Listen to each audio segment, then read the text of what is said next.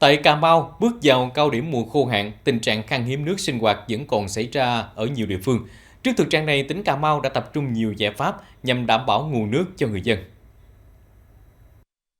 Ủy ban Nhân dân tỉnh Cà Mau đã phê duyệt đầu tư dự án cấp nước sinh hoạt cấp bách khu vực nông thôn tỉnh Cà Mau giai đoạn 2026-2030 với tổng kinh phí trên 110 tỷ đồng tại các xã Biển Bạch, Đất Mới, Đất Mũi, Đá Bạc, Trần Văn Thời và xã Khánh An, tỉnh Cà Mau. Mục tiêu của dự án là xây dựng các hệ thống cấp nước hoàn chỉnh, phục vụ cấp nước sinh hoạt cho người dân nông thôn tại các khu vực thiếu nước sinh hoạt, khan hiếm nước, vùng bị hạn hán, xâm nhập mặn. Khi hoàn thành, dự kiến sẽ cấp nước cho khoảng 6.000 hộ dân.